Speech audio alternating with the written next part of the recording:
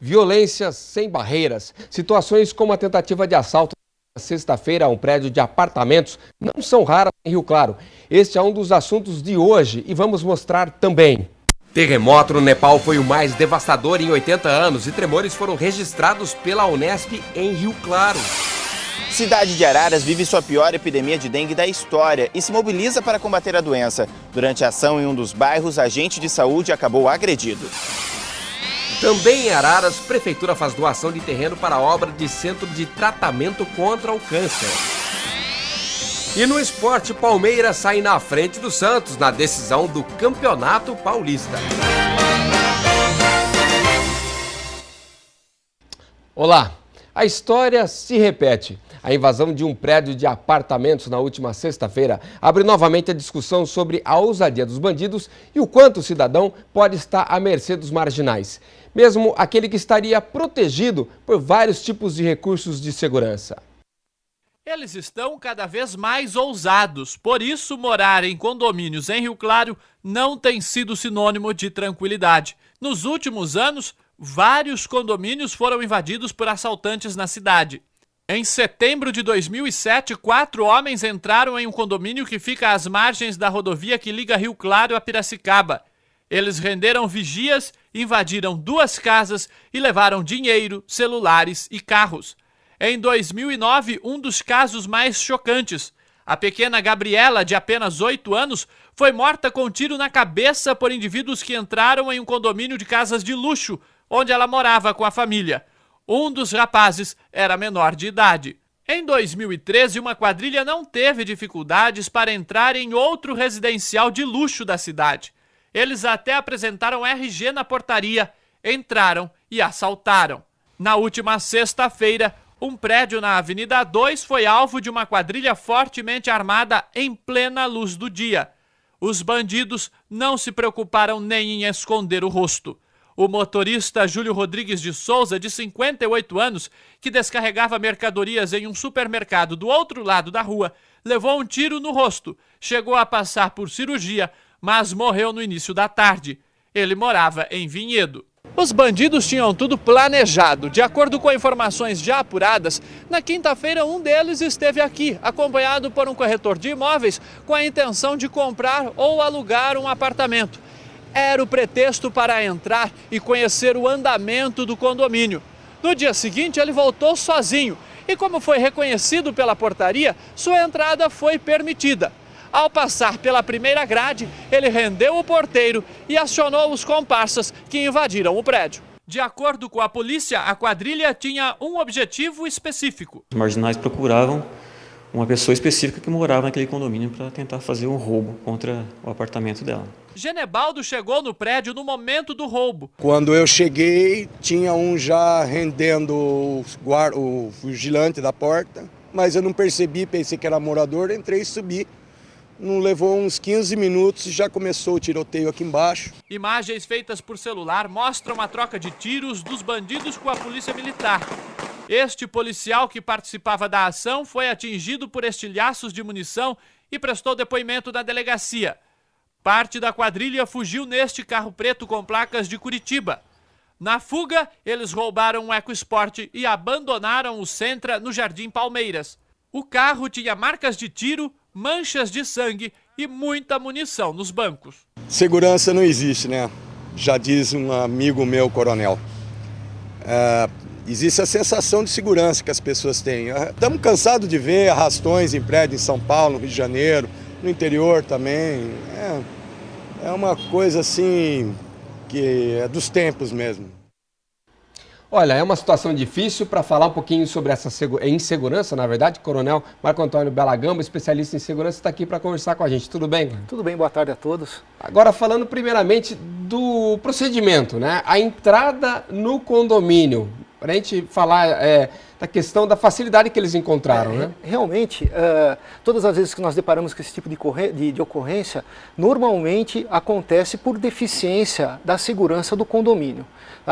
Aconteceram algumas falhas, né, que facilitaram a entrada dos marginais no condomínio.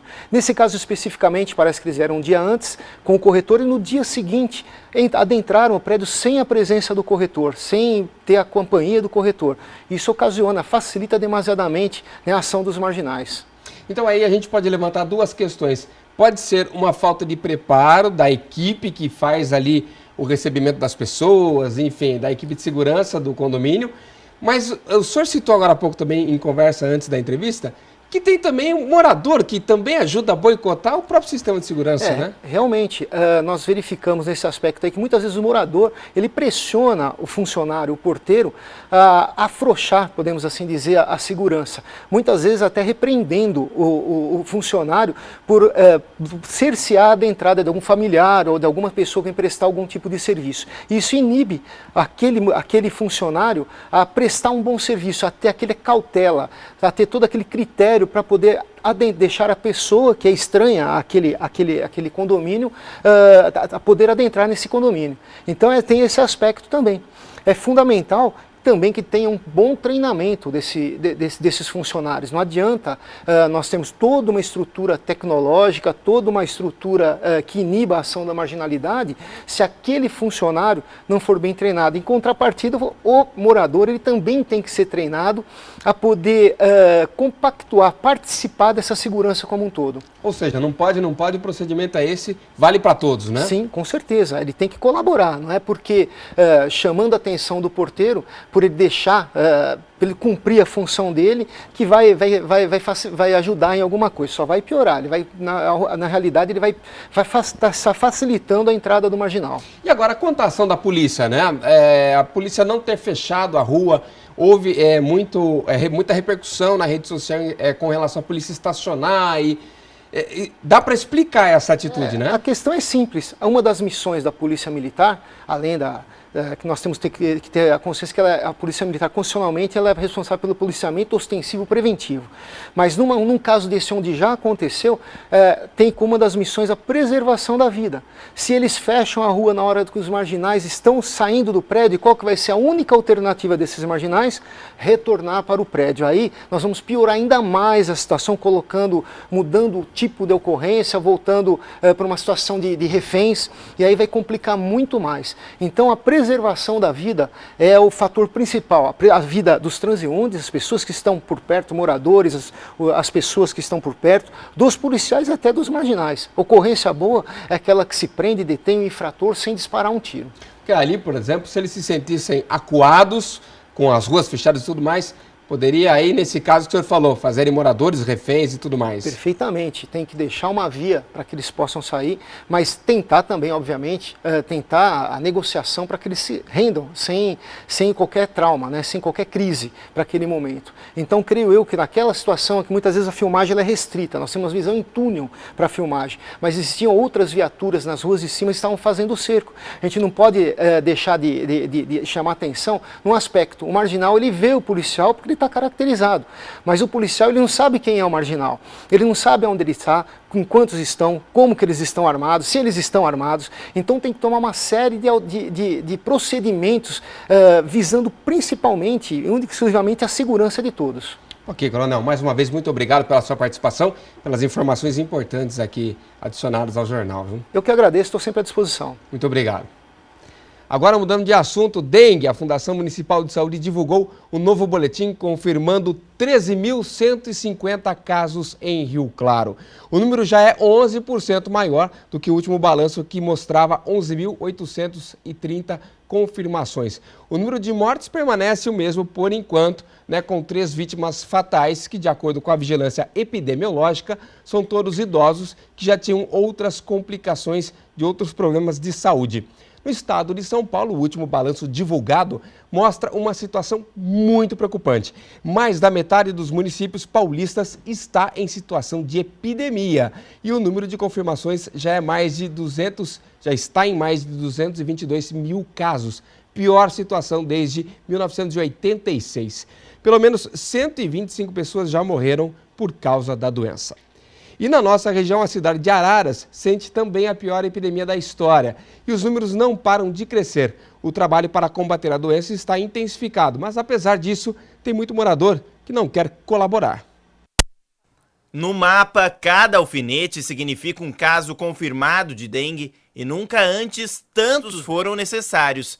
A crise hídrica que afeta a cidade é um dos fatores responsáveis pelo aumento da doença. Alguns moradores estocam água de maneira inadequada e acabam propiciando criadouros do mosquito transmissor da dengue. Para tentar combater a doença, cerca de 20 funcionários se dividem no serviço de conscientização e também fiscalização casa a casa nos bairros mais preocupantes da cidade. Apesar da importância desse serviço, um dos funcionários foi agredido durante a ação em um dos bairros da cidade. E situações como essa vêm se tornando comuns e as reclamações cada vez mais frequentes.